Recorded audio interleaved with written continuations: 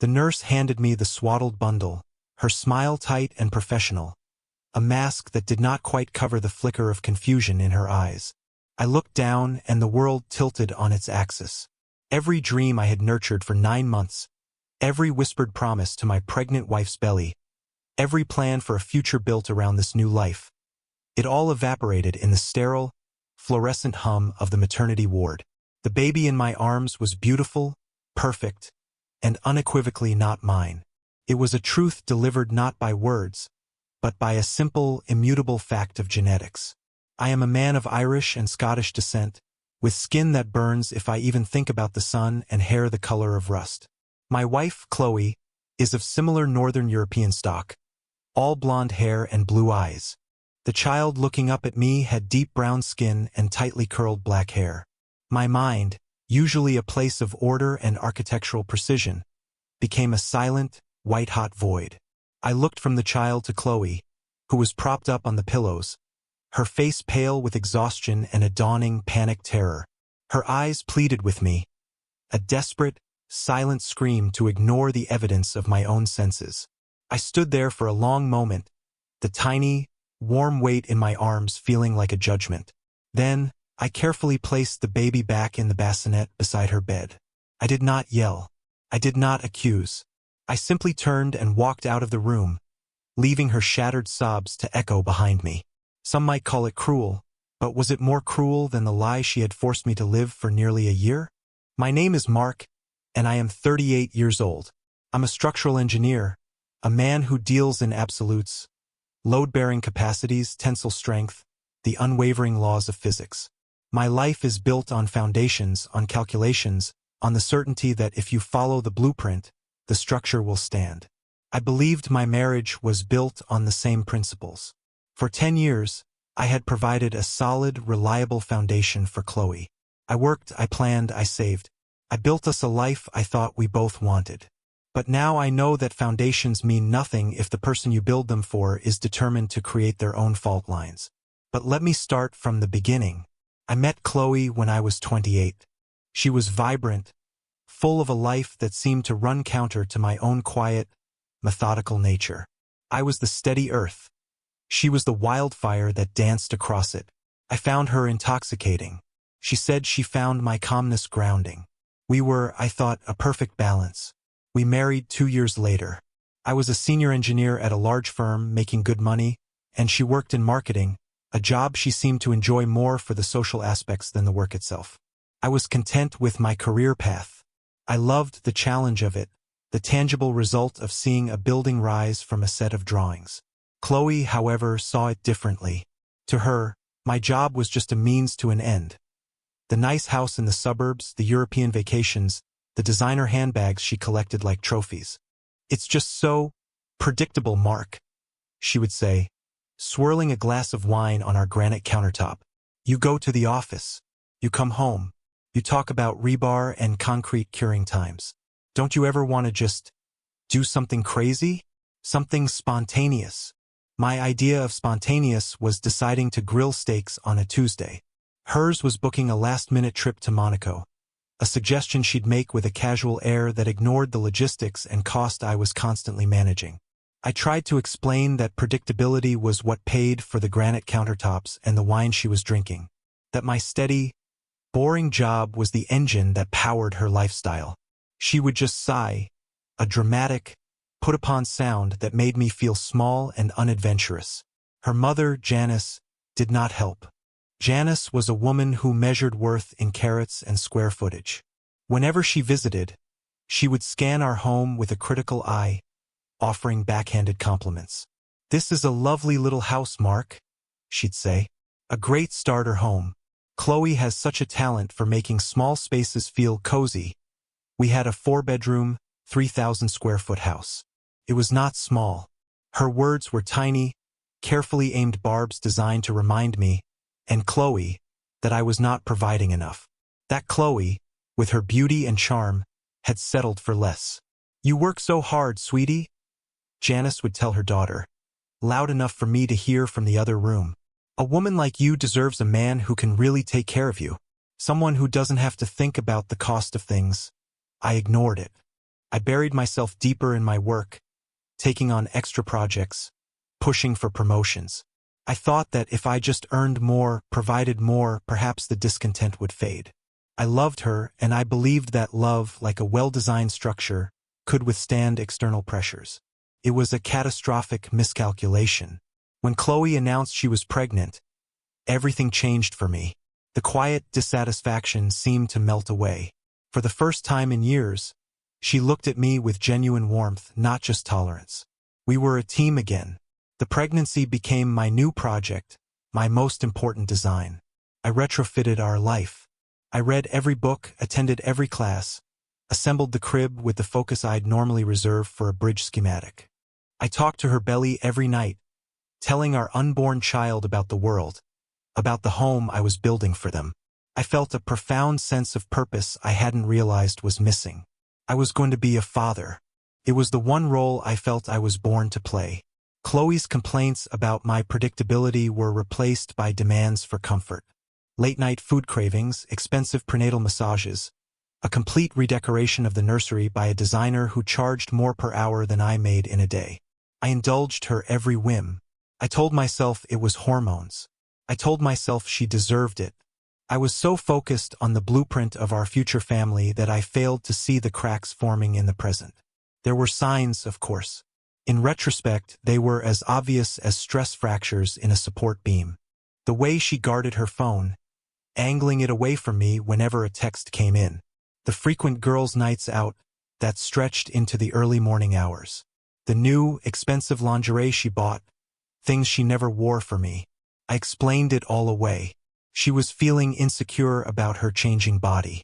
She needed time with her friends before the baby came and consumed her life. I was a master of self-deception, retroactively fitting the evidence to my desired conclusion, that we were happy. The day she went into labor, I was a bundle of nerves and excitement. I broke every speed limit getting to the hospital. I held her hand through every contraction, coached her breathing, and told her how strong and beautiful she was. I was completely present, completely invested. When the doctor finally said, "Here he comes," my heart felt like it was going to burst from my chest. And then silence. The baby was out. I could see the doctor holding him, but there was a strange stillness in the room.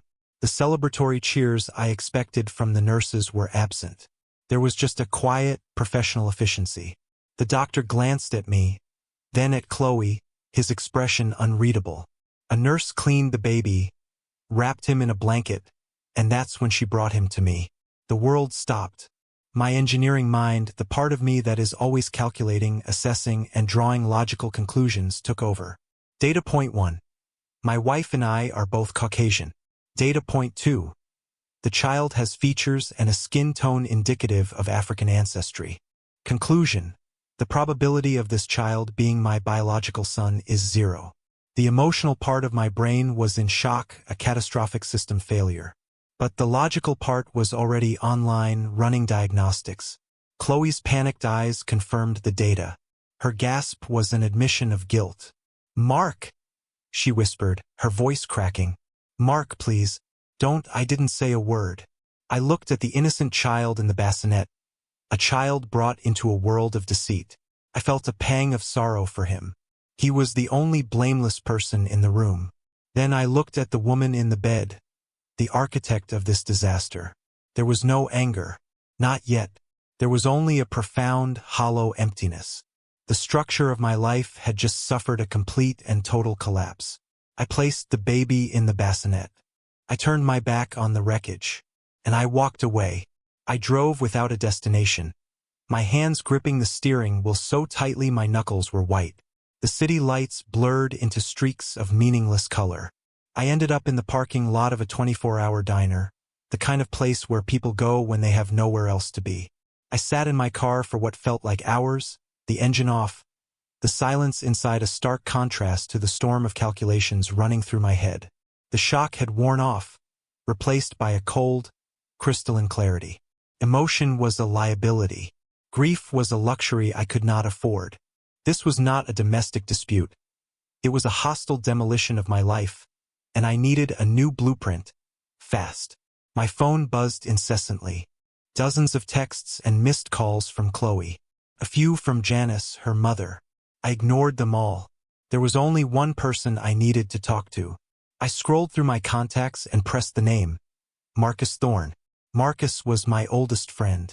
We'd known each other since college, where I was studying engineering and he was on the pre-law track. He was as methodical and rational as I was, but his domain was the law, not physics. He was now a partner at one of the city's top family law firms. He answered on the second ring, his voice sharp despite the late hour. "Mark? What's wrong? You never call this late." I took a deep breath. "I need a lawyer, Marcus." "What happened?" he asked, all business now. I relayed the events of the evening in a flat, repertorial tone. The hospital, the baby, the undeniable truth.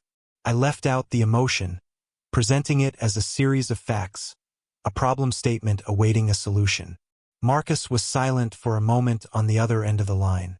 When he spoke, there was no pity in his voice, only strategy. "Okay, Mark. First thing, where are you?" "In my car. Outside a diner." "Good. Stay there. Do not go home. Do not go back to the hospital. Do not answer her calls or texts. Do not engage with her or her mother in any way. Am I clear?" "Crystal," I said. "Second," he continued, "you need a place to stay, a hotel. Pay with your personal credit card, not a joint one. Start creating a paper trail of your separation. From this moment on, you are two separate entities, okay? Third, and this is the most important part," he said, his voice firm, "we are going to handle this with logic, not emotion. She is going to get hysterical. She is going to accuse you of abandonment. She is going to try and manipulate you. You will not react. You are a fortress. Nothing gets in. You will communicate only through me. Your silence will be your most powerful weapon. She will interpret it as weakness, and she will make mistakes. We will be waiting to document every single 1 inch." His words were like a structural diagram for chaos. They gave me a framework, a plan of action. The hurt was still there, a deep, foundational crack in my soul. But Marcus had just handed me the tools to contain the damage. This was my turning point. I would not be the grieving husband. I would be the project manager of my own vindication. "What's the first step?" I asked, my voice steady. "Tomorrow morning you're coming to my office. We're hiring a private investigator. We need to know who the father is. We need a timeline of her affair. We need to document everything. In the meantime, get that hotel room. Get some sleep if you can. And Mark," he added, a hint of his old friend's tone breaking through, "I'm sorry. I really am." "Don't be," I replied, and I meant it. Sorrow doesn't fix a flawed design. It just prolongs the collapse. I ended the call and did exactly as he said. I found a nondescript business hotel near the airport, checked in, and lay down on the stiff, unfamiliar bed. My phone continued its frantic buzzing on the nightstand. I turned it to silent and stared at the ceiling. Sleep was impossible. My mind was already at work, sketching out the new blueprint. The objective was no longer to build, but to dismantle. I would take apart the life Chloe and I had shared, piece by piece, with the same precision and lack of sentiment I would use to decommission a condemned building. The next morning, I was in Marcus's office at 7. The place smelled of expensive coffee and quiet competence. He looked tired but focused. He had already drafted the initial paperwork. "We need a DNA test," he said, pushing a document across his polished mahogany desk. "A court-ordered paternity test. We'll file the motion today, but we're not going to serve her with divorce papers yet. We wait. We gather our evidence first. We let her make the first move." He also had the contact information for a private investigator, a former police detective named Frank. "He's the best," Marcus said. "Discreet, thorough, and utterly relentless." I met with Frank that afternoon. He was a man in his late 50s with watchful eyes and an air of quiet patience. I gave him Chloe's photograph, her schedule, names of her friends. I told him to start with the past year. I authorized him to pull her phone records, credit card statements, and GPS data from her car. I was giving him the keys to my life, asking him to expose the rot I had been too blind to see. It was a humiliating process, but necessary. Emotion had no place in demolition. While Frank began his work, I focused on mine, securing my foundations. This was where my quiet, methodical life paid dividends Chloe could never have imagined. She saw me as a simple engineer, a high-earning employee. She had no idea about the reality of my financial situation. My father, a shrewd businessman himself, had taught me the value of strategic ownership and financial privacy. When I was promoted to a senior position at my firm a few years ago, I wasn't just given a raise. I was offered a partnership stake. I took it. Over the next few years, through a series of carefully planned buyouts financed by my own savvy investments, I had quietly become the silent majority owner of the entire company. I never changed my title. I never changed my lifestyle. I continued to draw a handsome but plausible salary, funneling the vast majority of the company's profits into a premarital trust my father had helped me establish long before I even met Chloe. Chloe saw the nice house, the nice cars, the comfortable life. She thought that was the extent of it. She had no concept of the fortress I had built around my assets, a fortress designed to withstand any storm. Now that storm had arrived. Working with Marcus and a team of financial advisors, I began to reinforce my defenses. We reviewed every document, every account. The house was in the name of the trust. The investment portfolios were in the name of the trust. Even the cars were leased through the company, which was owned by the trust. The only things we truly shared were a joint checking account, which I had been depositing my salary into, and a joint credit card. She had been living off the tip of the iceberg, completely oblivious to the mountain of ice beneath the water. Marcus had me open a new personal bank account. We rerouted my salary there. We left the joint account open for now, but monitored it closely. We were setting a trap, and her predictable spending habits would be the bait. Frank's first report came a week later. It was a thick manila envelope that landed on Marcus's desk with a heavy thud. It was filled with photographs and timelines. The man's name was Julian Croft. He was a wealth manager, a slick, handsome man with an expensive smile and a flashy car. The photos showed him and Chloe meeting for lunches that stretched for hours. Him entering our house in the middle of the day when I was at work. Them kissing in his car.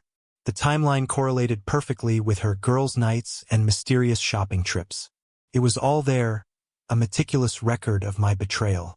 Seeing the photographic proof did not hurt as much as I expected. It simply confirmed the data. It was evidence, nothing more. The most damning piece of information was Julian's address.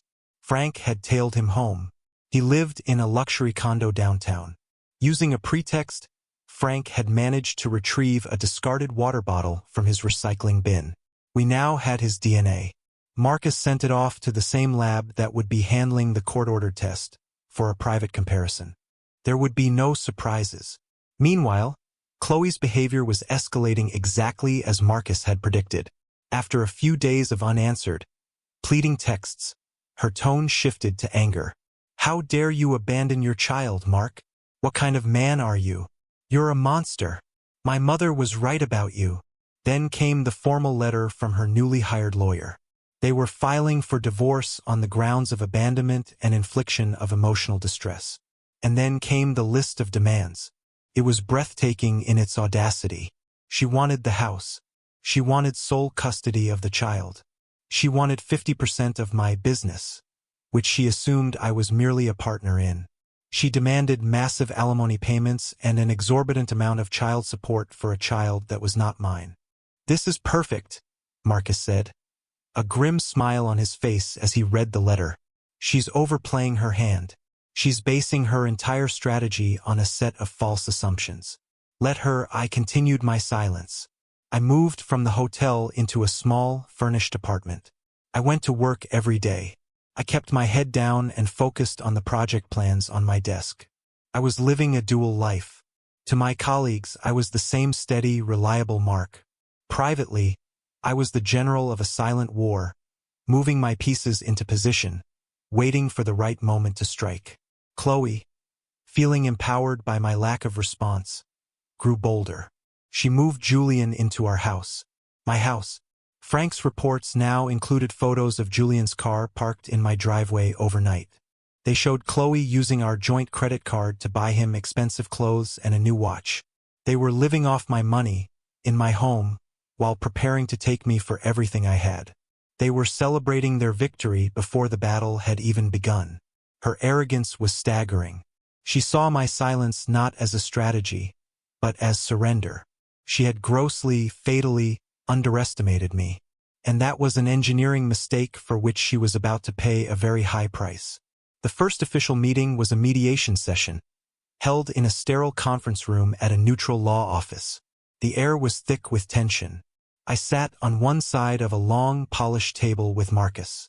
On the other side sat Chloe, her lawyer, and, to my surprise, her mother, Janice. Chloe looked tired but defiant. Janice stared at me with pure venom, as if I were the one who had shattered our family.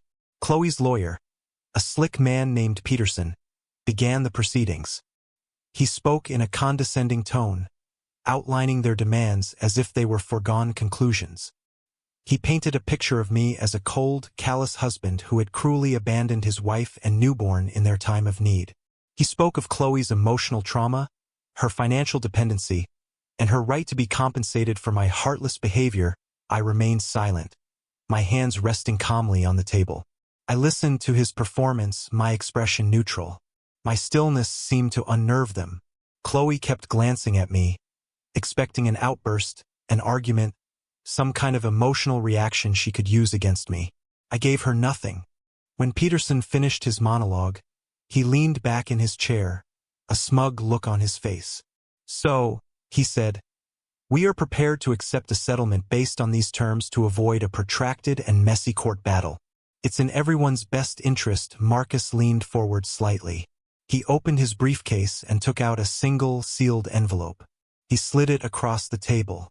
"Before we discuss any terms," he said, his voice even and calm, "I believe you all should see this." Peterson picked up the envelope with a dismissive air. He tore it open and pulled out the single sheet of paper inside. As he read, his smug expression dissolved.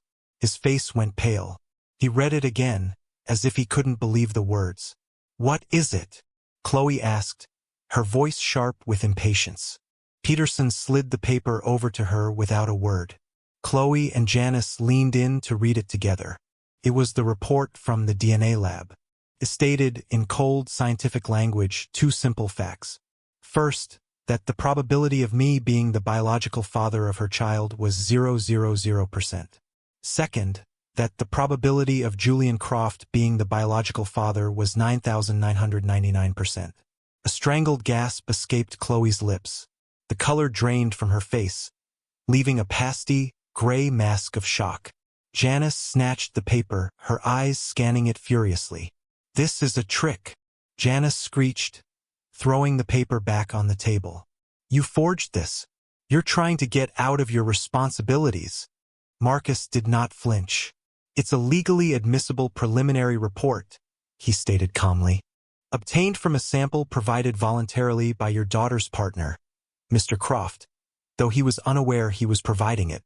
We have also filed a motion for a court-mandated test, which will, of course, confirm these results. The court looks very unfavorably on paternity fraud." Ladies, the room fell silent. Chloe's composure completely shattered.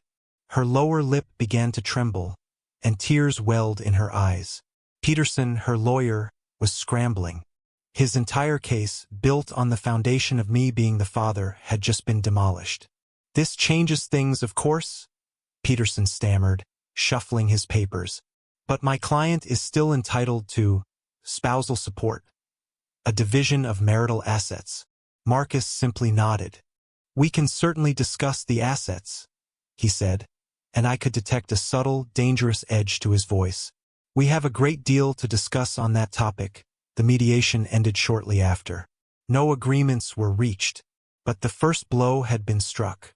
Chloe's narrative of the wronged victim had been obliterated by a single sheet of paper. As they left the room, Chloe shot me a look of pure, desperate panic. The game had changed, and she was only just beginning to realize she had never understood the rules. The external catalyst, The event that accelerated her downfall came 2 weeks later. It was a news story that flashed across my computer screen one morning at the office. The headline read, "Local wealth manager Julian Croft arrested in multimillion-dollar Ponzi scheme." I read the article with a kind of detached fascination. Julian, the flashy upgrade Chloe had chosen, was a con artist. He had been defrauding his clients, mostly wealthy retirees, for years. The expensive car, the luxury condo, the designer clothes, it was all funded by stolen money. The authorities had frozen all his assets. He was ruined. The news sent shockwaves through Chloe's world. The man she had gambled her future on was a fraud. The life of effortless wealth she had envisioned was an illusion. And now he was gone, tangled in a legal nightmare that would likely send him to prison for a very long time. Her support system had vanished overnight. It was only a matter of days before she came crawling back. She showed up at my office building, waiting for me in the lobby at the end of the day. She looked terrible. Her eyes were red-rimmed and puffy, and she was wearing clothes that looked like she'd slept in them. The confident, defiant woman from the mediation was gone, replaced by a desperate, broken shell.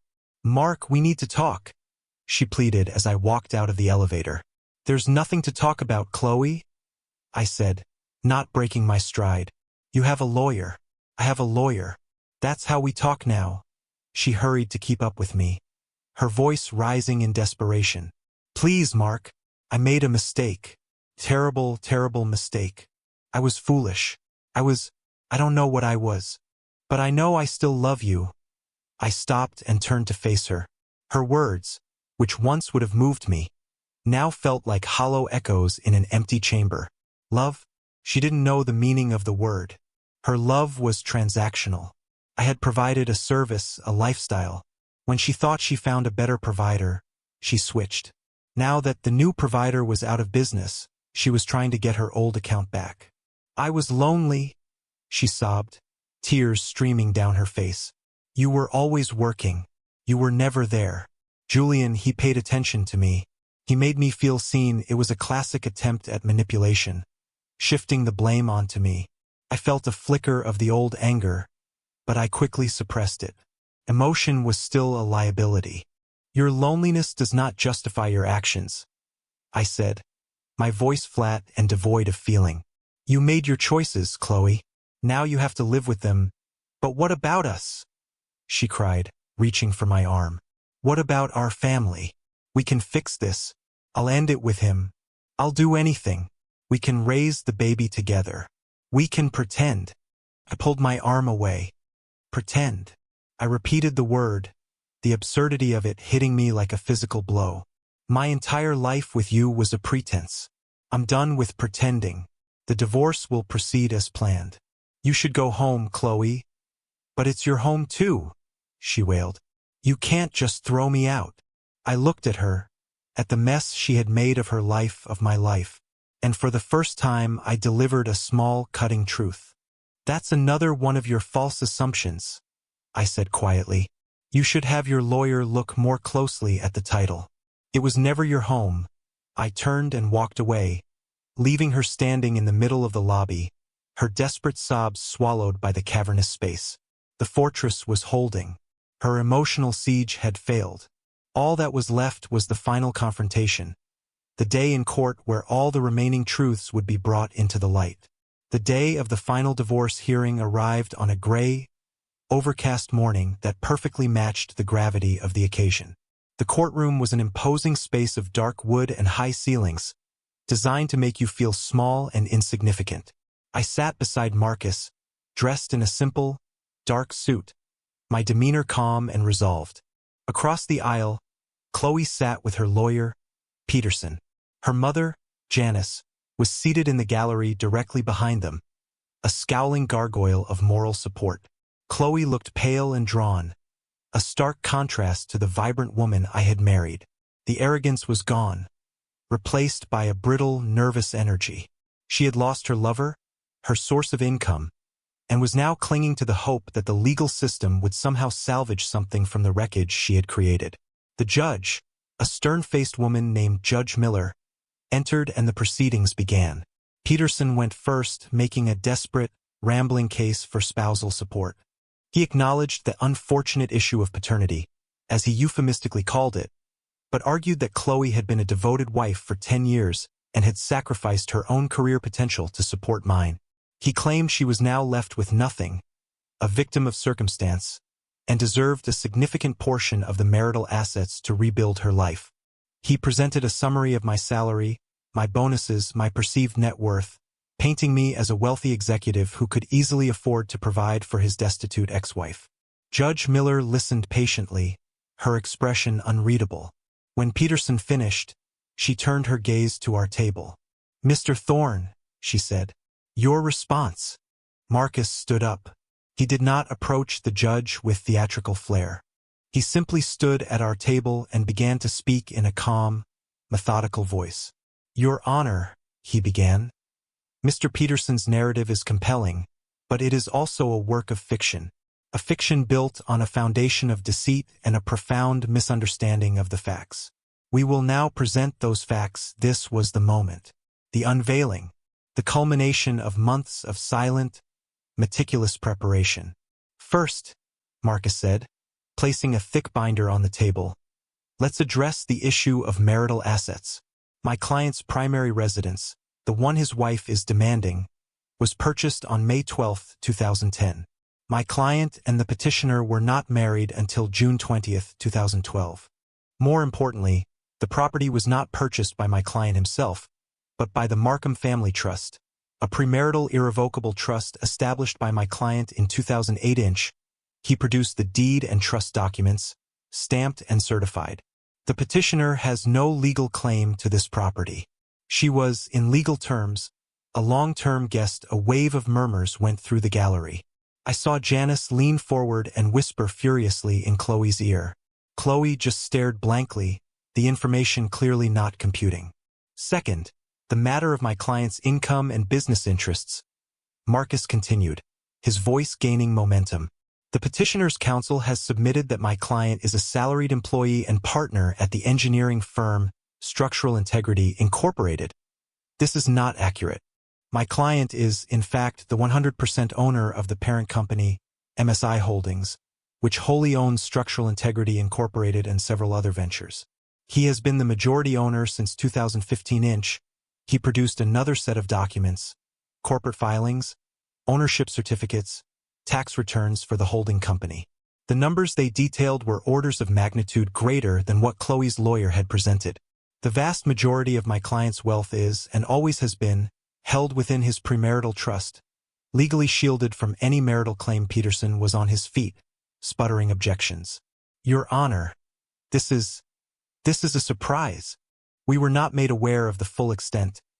"You were not made aware because you did not do your due diligence, Counselor." Judge Miller cut him off, her voice sharp, "and because your client likely misrepresented her husband's financial status to you." "Please sit down." Peterson sat, his face flushed with embarrassment and anger. Chloe was now staring at me, her eyes wide with disbelief. It was the look of someone realizing the game they thought they were playing was not the real game at all. "And finally, Your Honor," Marcus said, his voice dropping to a more somber tone, "there is the matter of the petitioner's conduct during the marriage. While infidelity in itself is not grounds for punitive damages in this state, we will argue that the petitioner engaged in a pattern of deliberate financial deception and marital fraud." He then laid out the evidence from the private investigator.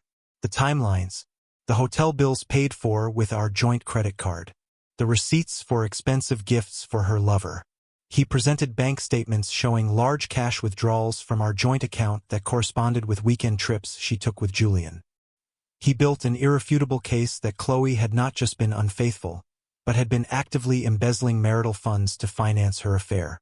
He concluded with the paternity fraud, arguing it was the ultimate act of deception, an attempt to secure financial support for the child of another man by deceit. With each document Marcus presented, Chloe seemed to shrink further into her chair. Her mother was now openly weeping behind her. The entire foundation of their case, of her life, was being systematically demolished before a room full of strangers. When Marcus was finished, there was a heavy silence in the courtroom. Judge Miller looked down at the mountain of evidence, then fixed her gaze on Chloe. Mrs. Stevenson, the judge said, her voice cold as steel. For 10 years, you lived a life of comfort and privilege provided by your husband, a man who, by all accounts, worked diligently and trusted you implicitly. You repaid that trust with profound betrayal.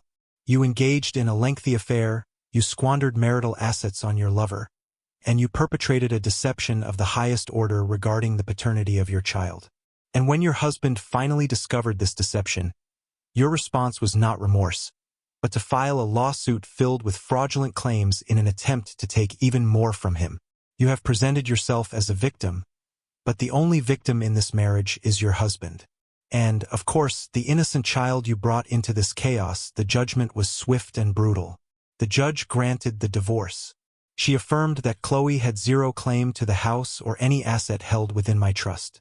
She was awarded no alimony, citing her egregious marital misconduct. Because of the paternity fraud, the claim for child support was summarily dismissed. And in a final, devastating blow, the judge ruled that due to the frivolous and fraudulent nature of her claims, Chloe was ordered to pay for my legal fees in their entirety. A loud, guttural sob erupted from Chloe. It was the sound of total and complete ruin.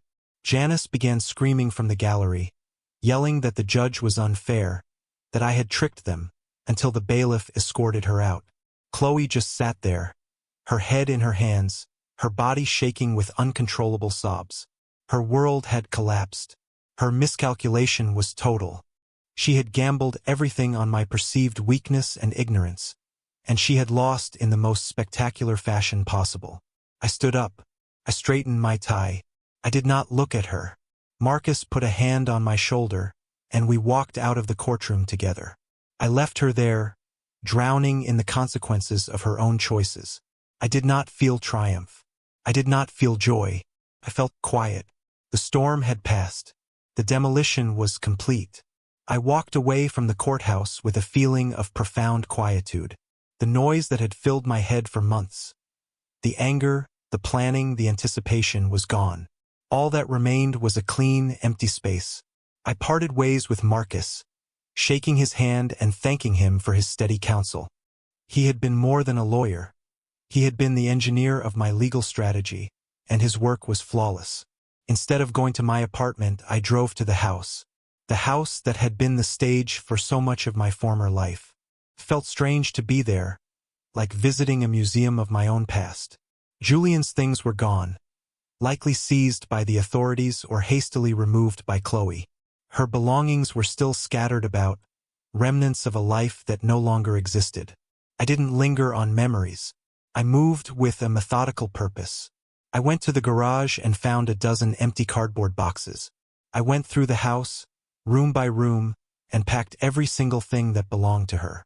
Clothes, shoes, books, makeup, the little decorative objects she'd insisted on buying. I didn't handle them with anger or sadness, but with the detached efficiency of a mover. They were simply objects that needed to be relocated. When I was done, I sealed the boxes with packing tape and carried them out to the curb, stacking them neatly next to the trash bins. It was a symbolic act of renewal, a final clearing of the debris. The house was now an empty shell, but it felt clean. It was mine again, but I knew I couldn't stay there. The foundation was sound, but the memories were tainted. It was time to build something new. The next day, I drove out to a piece of land I had purchased a year ago, a transaction Chloe had known nothing about. It was a beautiful 5-acre plot on a wooded hill overlooking the city. I had bought it as a long-term investment, but now I saw its true purpose. I got out of my car and walked to the highest point, the spot with the best view. I pulled a set of rolled-up blueprints from the passenger seat. They were for a house I had been designing in my spare time over the past few months, a project known only to me. It was a modern design with clean lines, large windows, and a foundation anchored directly into the bedrock of the hill. It was a house built on integrity, strength, and an unobstructed view of the horizon. It was a home for one. Standing there, with the wind in my face and the plan for my future in my hands, I finally felt a sense of peace. I had learned a hard lesson.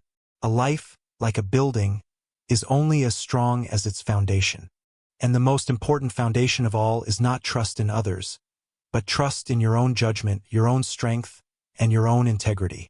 You can't control the storms that come, but you can control the quality of what you build. Chloe had built her life on sand, on lies and illusion, and the tide had come in. I had built mine on rock, and though the structure above it had been torn down, the foundation remained, ready for a new beginning.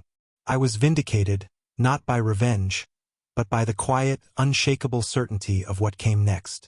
My future was a blank page, a clean blueprint, and I was the sole architect. And for the first time in a very long time, that felt like more than enough.